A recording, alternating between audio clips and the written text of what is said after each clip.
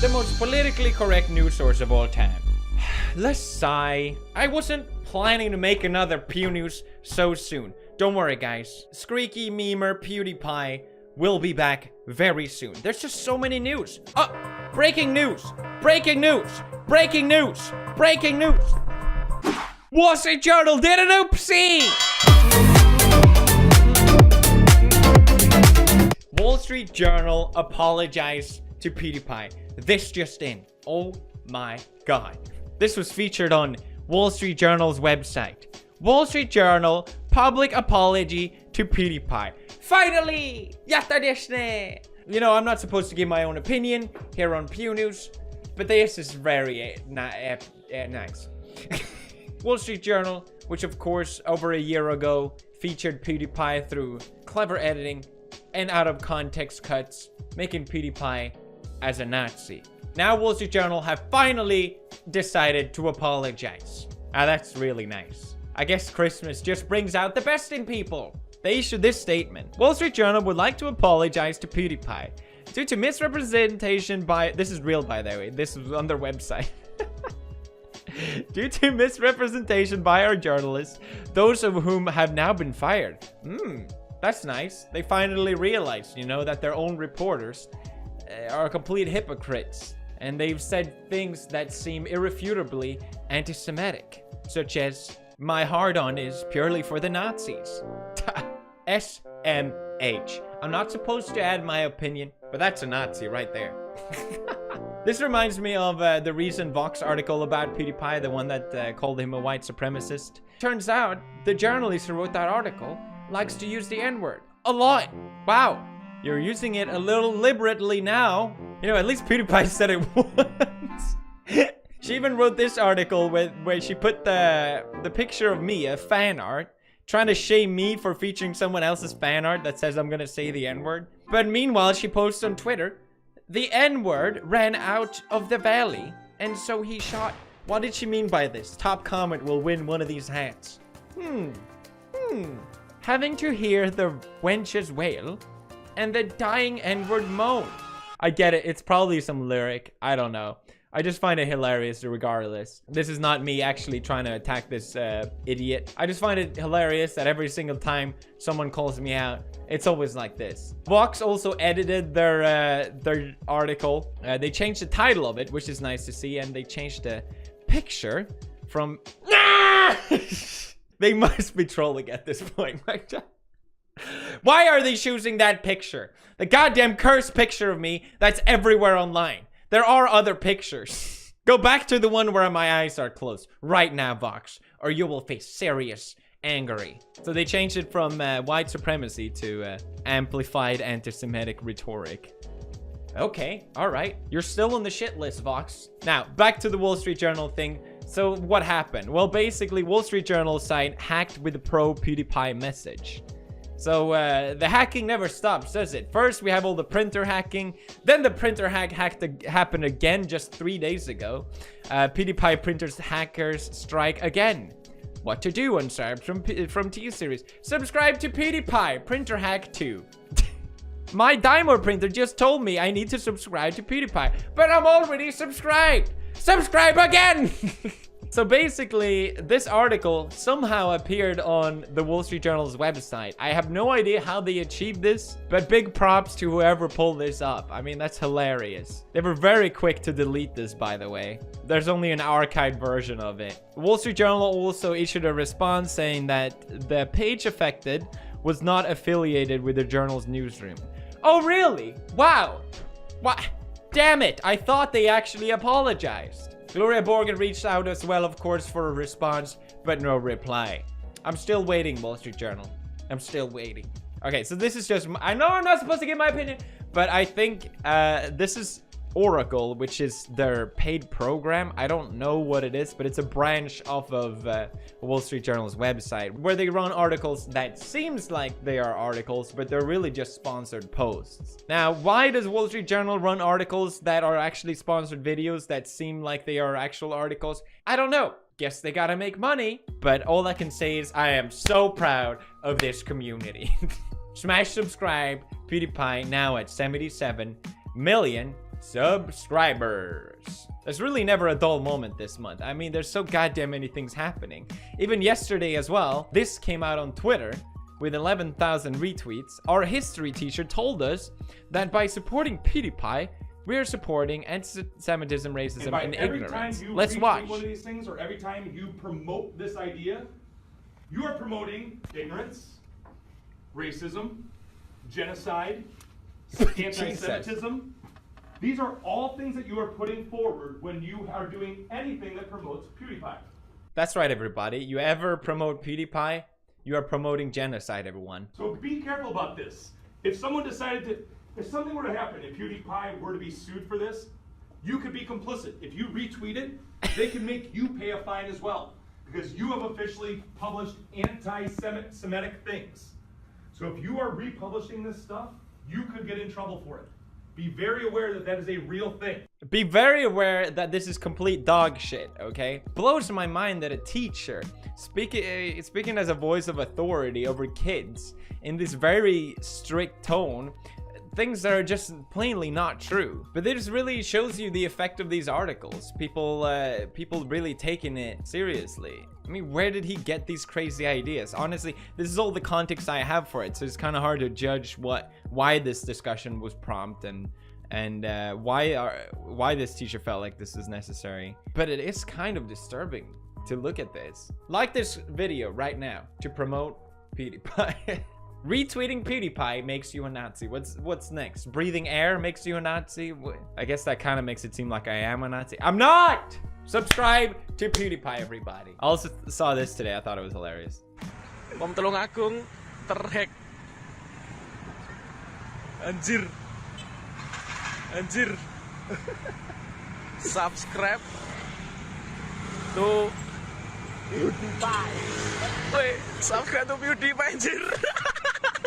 Never stop, my fellow memesters. Next news. We have a lot of stuff to go through. That's why I'm doing this, okay? Stop complaining. We got a lot of, I think, important stuff to discuss. Honestly, there's this stuff that I feel needs to be brought to light. The second news, big thing that I wanted to talk about today is copyright issues on YouTube. This was brought to my attention through my subreddit. It's an artist called The Fat Rat who said that, "Are you effing kidding me, YouTube? This is my song." And you can show here that his own song was claimed by another company as if he's infringing on their copyright. So basically, they get all the revenue from this song. And it looks as well that he has appealed this claim and that it has been rejected even. So this was the most top voted thing on my subreddit with 59,000 upvotes. For anyone who asks how broken YouTube copyright system is, here's that. And coming from a YouTuber's perspective, this is 100% accurate. This is not hyperbole. This is something that happens almost on the daily. Gus Johnson, another YouTuber, made a great video recently sharing his frustration about this issue. Sit down, this is important. No editing, one taking it. This is a big, important issue that we need to talk about. What do I wake up to today? Oh, this claim was manually claimed, not even an automatic detection. Some motherfucker, you, went in and manually claimed this video as containing stuff from EMI Music Publishing. Manually claimed. Now, this is not an issue that I am new to at all, because as you may know, in the past, I have had big videos like Wipe It Like It's Hot. Guess who claimed that? Music Industries, motherfucker. Alright, he's swearing too much, please. This has happened to me as well, where I literally just sang the song Despacito. I lost all revenue of a video for doing that. And this guy literally just played a song on a paper towel dispenser. No lyrics, just drumming and rapping on a goddamn paper towel dispenser. And you think that's ridiculous? Well, now, as it turns out, even your own material can get copyrighted. So that really shows you how easy it is to abuse YouTube's current system. These music groups are going and claiming that their work is used in videos when most of the time no music at all appears in the videos. And some of the time, commentary channels are talking about other videos that are using maybe a half a second, a couple seconds of copyrighted music. And these companies, these assholes are claiming the entire video. So basically, you work on a video, you're the sole reason this video gets any traction, you're the sole reason this video is getting any views or anything like all. It's all dependent on you, but if you feature even a split second of any audio, or copyrighted or a cover, then they will just take all the revenue of the video. So basically what happens is you get a content ID claim, which basically means that the video will stay up, which is nice, but they will claim all the revenue from the video from that point and all. What you can do is you can appeal this dispute and say, no, this is fair use, or no, I think this was made in error, and they will review it again. But there was one thing that Gus said that was wrong in his video, which is this. They have 30 days, they being the companies that claim the shit, to either drop the suit or let YouTube come in and say, who's right here? YouTube does not come in and say, who's right here. It's basically entirely up to the company to decide whether this is fair use or not, which leads to it being abused most of the time. I mean, it's not really a conversation. One party decides who gets the money.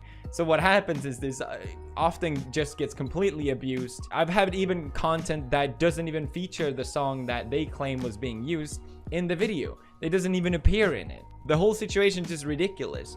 I've had video where I feature Mr. Beast's video in my video, which was important for reference. His video, however, had a background music track in it that I didn't own. So the owner of that background music claimed my video, so I lost the revenue out of the entire video because Mr. Beast used the background music in the video. God damn you, Mr. Beast. I'm just kidding. But it's just an example of how ridiculous it is. And that's fair use, because the way fair use works is that you're allowed to reference certain things and explain where it's coming from. That's not infringing on copyright, but since it's up to the company to decide whether this is fair use or not, and it's in their best interest to claim the revenue because they'll get the money, no questions asked, so of course they're gonna abuse it. 2 days ago, my video got claimed because I hummed the theme song of Halo. And I didn't even use the Halo, I can't even use the example because they're just going to claim the video again.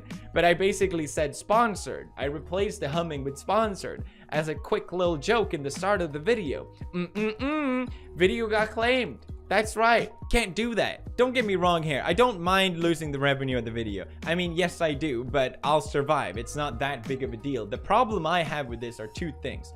Number one is that the revenue goes directly into these companies that don't care about copyright. They just want to make a quick buck. If I lost the revenue, fine. It's the fact that it's going to these companies who's just greedy and abusing the system. That really bothers me. Number two is that you're ruining the ecosystem of the internet. Sure, you might make some money now. It might be a quick little upfront of money, but what's going to happen is that people are just going to stop using any form of music in any video on YouTube. I mean, I've stopped doing it. Sometimes it just happens by mistake, but generally it just isn't worth it. And the end result of this is that less music gets shared and less people are drawn to that artist. Lasagna got big because a lot of people like the song. They like to share it. They like to talk about it. They like to have it in their videos. They like to make covers of it. If I claim those covers as mine, that would just be ridiculous. I want people to make covers of it because it's good for me. It helps me. Why music companies and records don't see that is just beyond me. Some, however, do, and I want to give props to Monster Cat at least, you know. They have this Crab Rave song, which I feature a lot in my videos. Not just because it's an awesome song and a funny meme, but because they whitelisted me at least so that they won't claim the revenue of the video.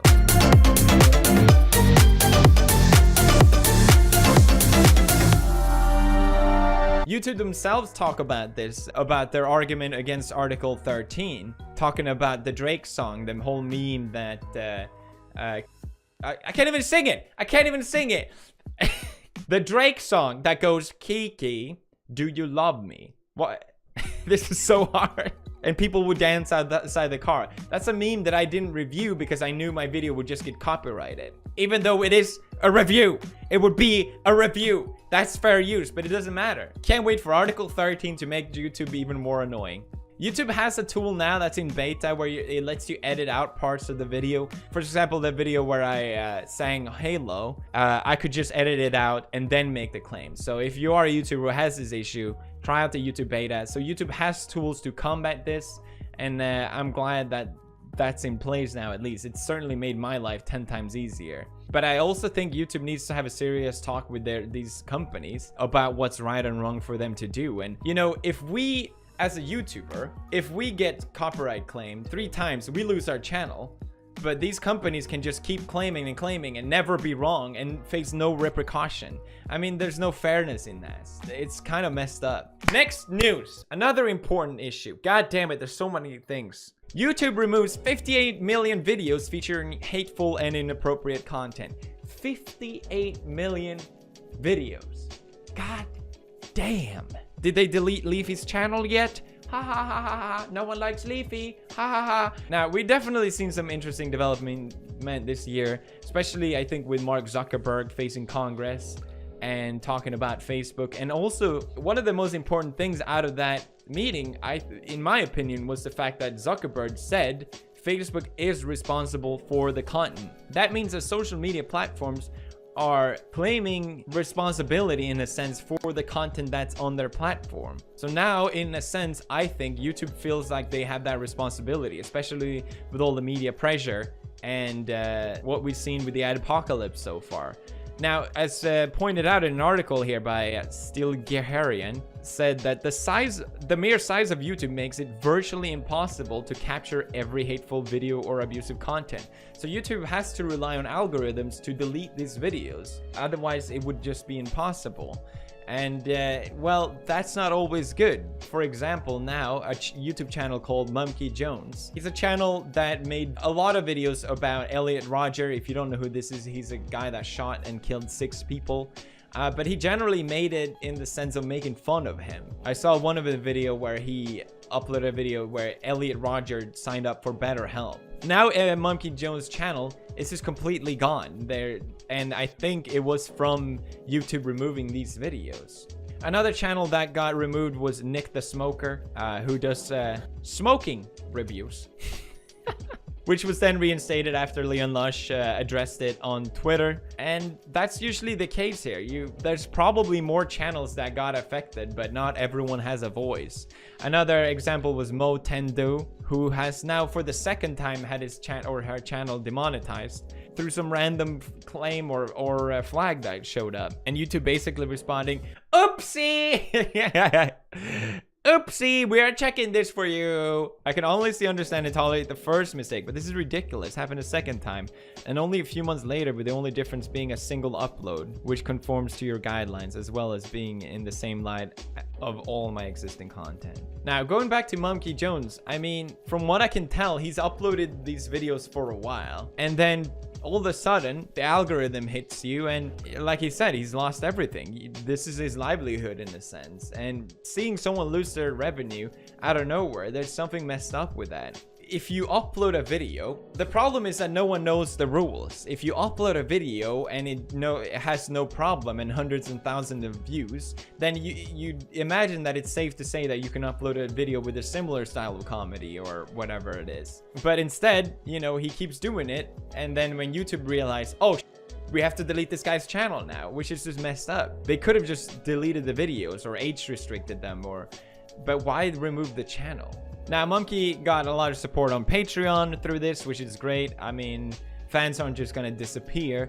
But now, there's even problem with Patreon. For example, Sam Harris, a podcaster, tweeted out a few days ago that, as many of you know, the crowdfunding site Patreon has banned several prominent content creators from its platform. While the company insists that each was in violation of its terms of service, these recent explosions seem more readily explained by political bias. Although I don't share the politics of the band members, I consider it no longer tenable to expose any part of my podcast fundings to the whims of Patreon's Trust and Safety Committee. I find this very disappointing because Patreon was supposed to be this alternative way for creators to earn revenue without getting censored. Sure, advertisers might not like what you're doing.